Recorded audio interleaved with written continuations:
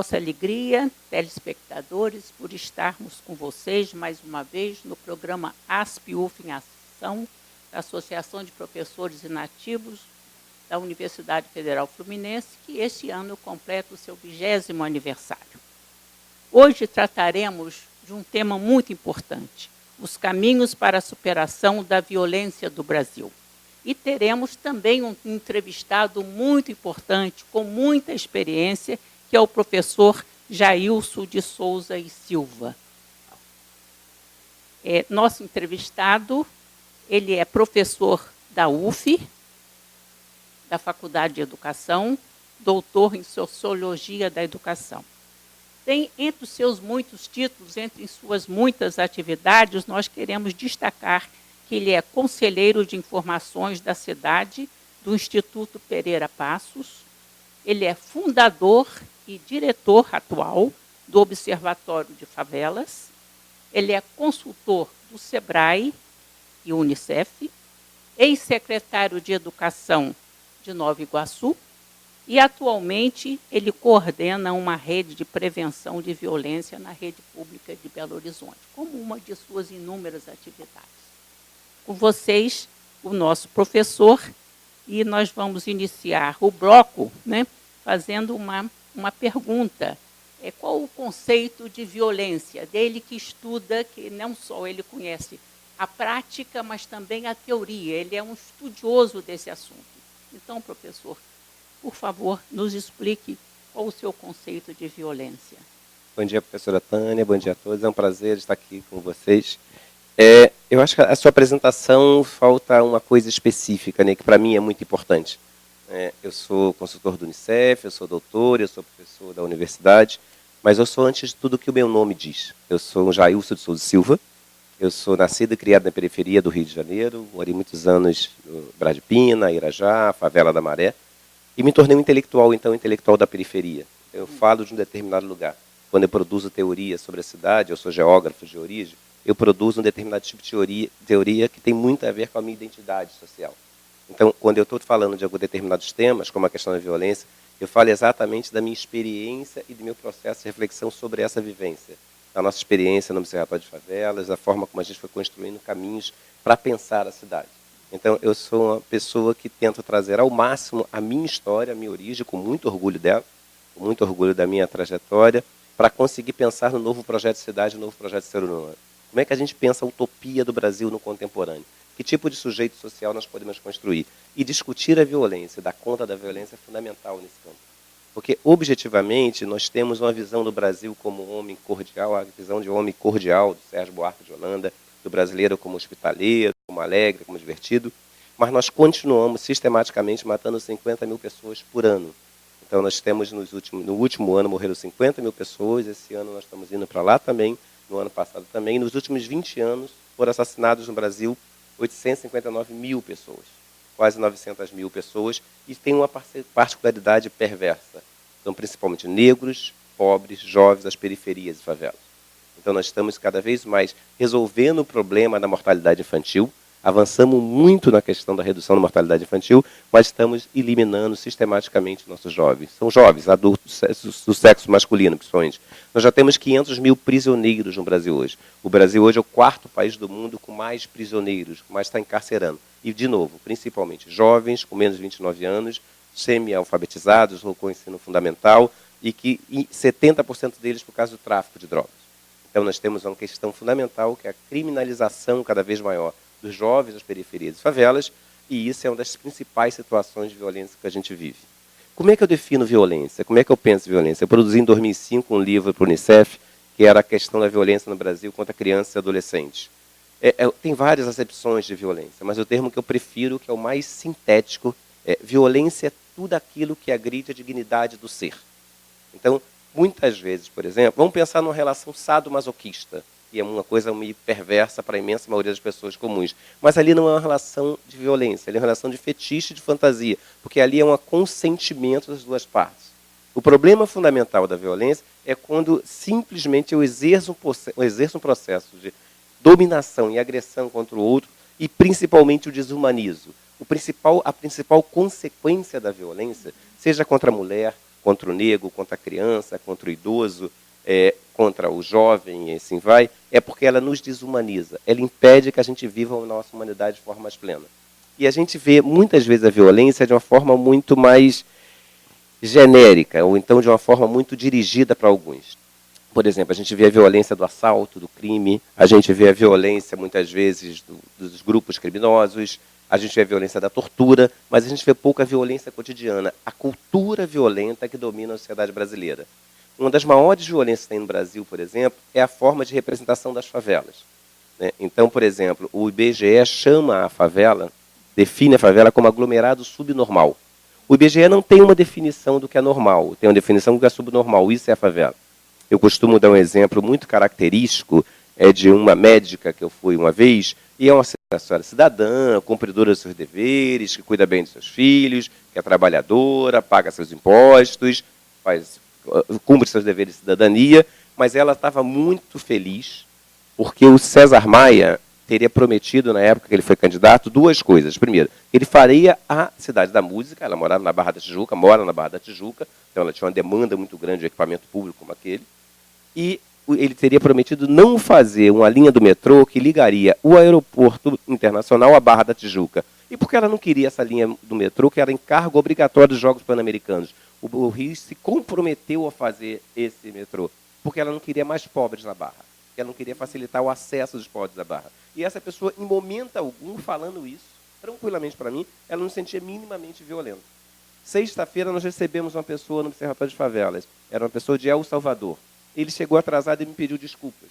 E o Observatório de Favelas fica na esquina da Avenida Brasil, muito próximo da Avenida Brasil. Ele falou que ele teve que entrar no terceiro táxi para conseguir ir para Maré, porque o primeiro táxi que ele falou que é para Maré, botou ele para fora, o segundo táxi botou para fora, e o terceiro ele falou, que ele já era mais esperto, falou que ia para a Avenida Brasil, eu falei que era na esquina, e só assim ele conseguiu ser levado. Nós estamos falando de situações inúmeras de violência no plano simbólico que se materializa nesses assassinatos. Então, a gente tem fundamentalmente o problema de violência que hoje no Brasil é a discussão do sujeito que a gente disputa. Então, nós temos dois sujeitos em disputa no Brasil. O primeiro sujeito que a gente está em construção, de utopia do século XXI, eu chamo de sujeito pleno, do ser pleno.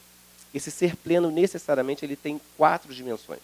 A primeira dimensão é a dimensão que eu chamo de singular subjetiva. O que significa isso? É o direito que Rousseau afirmava de todos nós vivamos a nossa autenticidade, a nossa dimensão mais primária, em que a gente possa ser simplesmente o nosso prenome. Eu sou Jailson, Tânia, Cecília, e cada um de nós na nossa singularidade, na nossa subjetividade. Que a gente possa viver, então, nas nossas dimensões, nos nossos quereres com liberdade. Isso é um grande desafio. Nós estamos avançando muito nesse aspecto. Basta ver que o Supremo Tribunal Federal reconheceu há pouco tempo. Eu sou heterossexual até hoje, gosto de ser, estou satisfeito de ser, não sei o que vai acontecer no futuro. Minha mãe ficaria muito preocupada se por acaso eu tivesse alguma outra mudança, mas eu fico muito feliz de ser brasileiro quando o Supremo Tribunal Federal define que a partir de agora nós podemos nos apaixonar pela pessoa e não mais pelo gênero. Porque é um atrevimento do Estado querer definir por quem a gente tem que se apaixonar, com quem a gente tem que se casar. Então, esse tipo de direito pessoal no Brasil ainda é muito pouco desenvolvido. Essa dimensão singular subjetiva do ser humano é essa dimensão que permite ele desenvolver os seus quereres, sua dimensão mais autêntica. Só que, como eu falei no início, eu não sou apenas isso. Eu não sou apenas o Jailson, meu prenome. Eu sou o Jailson Souza Silva, filho de imigrantes nordestinos, professor, morador da periferia, carioca, brasileiro. Então, objetivamente, eu tenho uma experiência de vivência e nos meus grupos sociais, nos meus pertencimentos sociais. Essa dimensão eu chamo de particular social. Então, eu tenho a dimensão singular subjetiva, a dimensão particular social. Só que não basta isso. Essa médica da Barra da Tijuca, ela também tem consciência singular subjetiva, ela também tem consciência particular, só que ela só sabe se relacionar com o mesmo. Ela não sabe se relacionar com o outro, com o diferente. E ela perdeu a dimensão, é a terceira dimensão fundamental do ser humano, que é a dimensão humano-genérica, em que nós nos reconhecemos como seres humanos. E, por fim, nós temos a dimensão global ecológica. Nós não somos só os seres donos do planeta. Nós partilhamos esse planeta, cuidamos desse planeta com as outras espécies. Nós precisamos cuidar desse planeta. Então, nós temos a dimensão global ecológica. Então, esse ser global ecológico, esse ser particular social, esse ser humano genérico e esse ser singular subjetivo é que define o ser humano que eu proponho. E ele é o ponto fundamental para enfrentar a questão da violência. Nós agradecemos muito a essa aula de sociologia que o senhor nos deu. E como se manifesta a violência, professor? Porque existe outra concepção básica de violência, que é outro tipo social, que é o que o ser humano hoje no contemporâneo está. Nós estamos reduzidos à nossa condição de consumidor. Então, nós estamos reduzidos a ser o que nós consumimos, principalmente consumo de bens distintivos. Então, o que dá significado à vida termina sendo a capacidade de você conseguir ter um consumo maior. Então, se nós temos um filho de 30 anos, ele trabalha na multinacional, ele tem um diploma de Harvard, ele consegue morar num apartamento, big apartamento na área nobre, ele tem um carro chique, ele venceu na vida. Não importa se ele é um cara egoísta, não importa se ele reduz a vida simplesmente a viver em função de si mesmo, não importa se ele tem uma relação com o outro de absoluta utilização e só ver o outro como instrumento do seu prazer, o que importa é que ele venceu na vida. Então, quando você reduz a vida ao consumo, você constrói hierarquias entre quem vale mais e quem vale menos. Então, nesse sentido, por exemplo, vamos considerar que morre um menino assassinado de 30 anos, universitário, branco, da área nobre, na rua Moreira César, por exemplo. A tristeza é muito grande. Eu me lembro até hoje que eu estava em Roraima uma vez, teve 5 meninos de classe média que morreram na Lagoa. Mas isso era muito... Eu estava em Roraima, estava em Rondônia, foi em 2 estados, e aquilo estava sendo uma comoção. Só que hoje, nesse momento, estão sendo assassinados 15 adolescentes no Rio de Janeiro, no Brasil. Estão sendo mortos 15 adolescentes, e isso não comove, porque quem está morrendo não são esses jovens de classe média alta. São garotos de periferia, de favelas, que gostam de funk, que são negros, muitas vezes iletrados, e que são considerados absolutamente descartáveis. Então, quando a gente reduz a vida ao consumo, a gente reduz simplesmente esses seres à condição de descartáveis, de lixo, e logo eles podem ser tratados como sub-humanos. Então, o que define principalmente a violência no plano estrutural é o consentimento da sociedade de que a gente pode tratar uns desigualmente de outros. Então, o nosso problema fundamental não é o crime, é a forma como a gente lida com o crime. E é isso que a gente vai poder conversar um pouco mais. Mas que bom, né? Nós tivemos agora uma visão assim da universalidade da vida, né? Nós tivemos uma visão do ser humano, do seu entorno e realmente dessa relação do humano com o seu entorno. Nós tivemos aqui uma relação de um respeito à vida, essa vida que se expressa em todos os seres, né? E nós não podemos realmente fazer essa distinção que o senhor colocou, porque é a vida querendo assim se manifestar em toda a sua plenitude e nós tolhendo essa vida, principalmente quando é a vida de um ser humano, né? Nós queremos, então, que nós já estamos no fim desse bloco, desse riquíssimo bloco, né?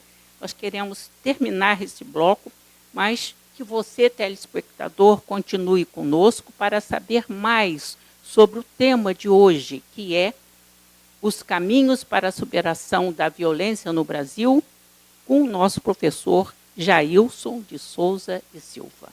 Fique conosco para o próximo bloco.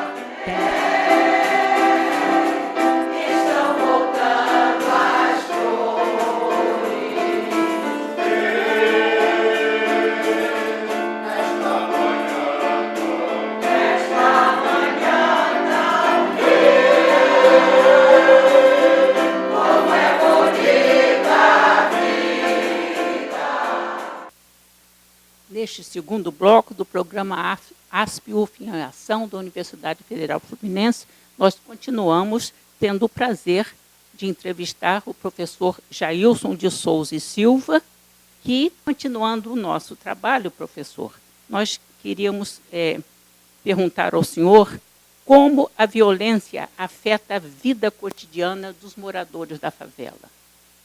Eu morei na favela há muito tempo e o Observatório de Favelas, e nós temos uma série, tudo que eu estou falando aqui está lá no nosso site, a gente escreve no nosso site, tem muitos textos, tem muitos trabalhos publicados. Vale a pena porque é um grupo raro no Brasil, que é uma organização forte, que trabalha o Brasil inteiro, formada por intelectuais que vieram da periferia. Todos nós que fundamos o Observatório somos universitários de primeira geração. Fomos os primeiros membros da nossa família a chegar na universidade, né? Então a questão da favela é muito forte, porque a favela tem reinventado o Rio de Janeiro desde a década de 80. Por um lado ruim, que a favela passou a ser representada como outro, como estranho, como perigo. Então, o morador da favela foi pensado como sob o estigma do criminoso, e por isso ele é definido como potencial criminoso, muitas vezes. Uma vez eu estava dando uma entrevista, um jornalista virou e falou: não é um absurdo o preconceito com os moradores de favelas, no máximo 30% dos moradores de favelas são criminosos. Eu falei com ela: na Maré tem 150 mil pessoas. O que você está dizendo é que cerca de 50 mil pessoas saem todos os dias da Maré para assaltar, traficar, furtar, se prostituir, etc. É isso que você está dizendo? Como no Rio de Janeiro tem 1,5 milhão de moradores na favela, você está dizendo que nós temos 500 mil criminosos dentro das favelas só do Rio de Janeiro. Você acha que algum país resistiria, algum mundo resistiria? E isso, eu estava, outra pessoa falando 20%. Eu estava perguntando num grupo, ela é até uma pessoa famosa, jogadora de vôlei, ela falou 20%. Quando eu dei essa explicação, ela falou: o pior é que eu falei 20% para ser educada, porque eu achava que era bem mais. Quer dizer, é um raciocínio que não tem nenhuma base de sustentação. Nós temos que construir políticas públicas que levem em conta que a cidade é uma só. Nós temos que romper com o processo de criminalização violentíssima. Em setembro, o Supremo Tribunal Federal vai julgar a descriminalização das drogas. Hoje, as drogas se tornaram um problema terrível, não pelo uso em si, mas por causa da guerra às drogas que foi construída. Nós temos 70% dos presos envolvidos com drogas. Nós temos 70% a 80% dos assassinatos fruto da questão das drogas. É um problema a ser resolvido. Então, a questão da violência no Brasil não resolve-se enquanto a gente não enfrentar a questão das drogas. O Estado está tendo uma ação efetiva agora no campo da unidade de polícias pacificadoras. O nome é horroroso. Certamente o PP, a Unidade Policial Pacificadora, não é o que a favela precisa, mas é a mudança do paradigma que é importante. Ao invés da polícia entrar e fazer uma guerra de extermínio contra os jovens do tráfico, simplesmente entra e ocupa e reconhece pela primeira vez na história que o morador da favela também tem direito à segurança. Que a favela não é só uma arena de enfrentamento daquela guerra específica, porque foi definido que o crime maior do Brasil é as drogas, e as drogas no varejo são justamente os jovens pobres. Isso não é coincidência. Você não tem ninguém com crime financeiro preso, mas você tem milhares e milhares e milhares de jovens pobres presos por isso. Então, enfrentar a violência é definir o que é crime para nós e qual a prioridade que a gente vai dar, porque o crime é uma construção social. O adultério, até há pouco tempo, era considerado crime, apesar da sociedade ter mudado ao ponto de ter superado isso. Então, até há pouco, o cara agrediu uma mulher, por exemplo, a sua esposa não era considerado crime. A Lei Maria da Penha nos ajuda a mudar disso. Até há pouco tempo, a pessoa não tinha o direito de se casar com uma pessoa do mesmo gênero. A lei está mudando isso. Nós precisamos mudar nossa forma de pensar as leis para enfrentar a violência. Segundo, nós precisamos que o Estado efetivamente se torne republicano. O Estado brasileiro, por exemplo, o prefeito do Rio de Janeiro fez uma cidade da música na Barra da Tijuca, um dos lugares mais ricos do país, custando 600 milhões de reais. Nesse mesmo período, 7 equipamentos precários que tinha na periferia e subúrbio do Rio de Janeiro tiveram que ser interditados porque não tinham condições de uso, que eram as lonas culturais. Então, você não tem nenhum equipamento cultural de qualidade nas periferias e subúrbios. A política pública tem que dar conta disso. E fazer isso porque é o direito de cidadania. Por exemplo, tem um amigo meu que falou que ficou morrendo de vergonha quando eu li um texto meu, que ele foi fazer, ele trabalhava em Porto Alegre, e ele reconheceu uma fala que eu fazia, que era assim: quando você faz uma praça numa área nobre da cidade, é um direito do cidadão. Quando você faz essa mesma praça de esporte na favela, é para prevenir a violência. Então, todo o discurso em relação aos moradores de favela sempre é a potencial violência que ele pode provocar e tem que ser controlado, tem que ser detido. E isso é muito perverso. Na Maré, tem 10 vezes mais universitários do que traficantes de drogas. E a representação que se tem da Maré e de outras favelas do Rio é que é um espaço apenas dos traficantes e nada mais. Então, o Estado tem que cumprir o seu papel de soberania em toda a cidade. É uma vergonha que boa parte da cidade do Rio de Janeiro, de Niterói e outras mais, as partes mais pobres sejam dominadas por grupos criminosos armados. É uma vergonha que o Estado não regule a ordem social nesse território. É simplesmente uma escolha do Estado de não fazer isso. Quando eles decidiram fazer isso, estão fazendo com as UPPs. Então, nós precisamos garantir. Agora, não é a polícia que tem que ir. Não adianta simplesmente trocar a ditadura do traficante de drogas, do miliciano, pela ditadura do policial. Nós temos que ter o Estado indo junto. A polícia é só um dos braços do Estado. Nós temos que ter controle social sobre essa polícia. Se nós não tivermos controle social sobre essa polícia, daqui a pouco ela vai de novo estar extorquindo os traficantes, ou pior, vão virar milicianos. E aí aquele grupo, aquela lógica privatizada da regulação da ordem social volta a acontecer. Então os caminhos para o enfrentamento da violência estruturais são de você cada vez mais discutir o racismo, discutir os preconceitos, as representações e começar a ter medidas econômicas que enfrentem a desigualdade. Porque tudo que nós estamos falando aqui tem a ver com o racismo brasileiro, que é estrutural. Você tem um segundo caminho, então mudar as representações sobre os pobres é fundamental. E construir políticas públicas republicanas é o outro passo. E mudar a cultura para afirmar o direito efetivamente do sujeito viver a sua cidadania de forma plena, ser reconhecido como cidadão. Então, nesse aspecto, a gente precisa construir programas culturais. A gente criou, por exemplo, lá na Favela da Maré, um centro de artes visuais, chama-se Instituto Bela Maré.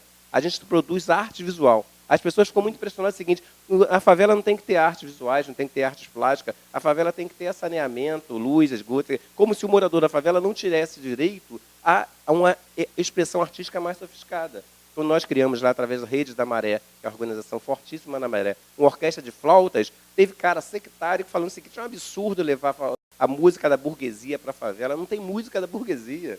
Não tem arte da burguesia, tem arte apropriada por alguns em relação aos outros. Nós temos que produzir arte para todos. Então, democratizar as artes, democratizar as políticas públicas, democratizar os equipamentos públicos, serviços públicos, efetivamente reconhecer o direito dos moradores a ter uma estrutura de vida com qualidade é fundamental para enfrentar a violência.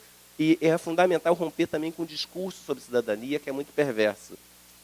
Efetivamente, não existe preparação para a cidadania. A educação, por exemplo, o objetivo dela não é preparar para a cidadania, não é construir, porque, efetivamente, nós nascemos cidadãos.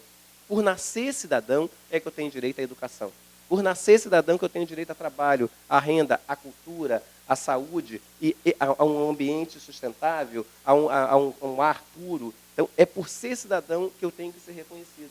Então, não existe um processo de dividir as pessoas entre aqueles que já são cidadãos e aqueles que serão a partir de política específica. O garoto da favela tem direito à cultura, ele tem direito a esporte, ele tem direito à educação efetiva de qualidade, à saúde, à vida, a não ser assassinado, porque ele é cidadão, porque ele é um ser humano. E ele tem que ser reconhecido nessa dimensão. Então, me parece que o que a gente reflete, que eu estou lançando nesse livro Novo Carioca, é essa concepção de utopia. O que aconteceu? Nós perdemos, em nome da perda da utopia socialista no século XX, os setores progressistas ficaram sem uma referência de sujeito. E termina, muitas vezes, trabalhando numa lógica muito estatólatra, achando que é o Estado que tem que resolver tudo. Nós temos que fortalecer a sociedade civil, nós temos que conseguir construir uma concepção de ser humano onde a gente se reconheça e que seja já presente. O maior erro da esquerda clássica foi pensar na dimensão, é a palavra feia, mas importante, teleológica. É uma dimensão de tudo remeter ao futuro. Então, muitas vezes, por exemplo, os caras achavam que o fim justifica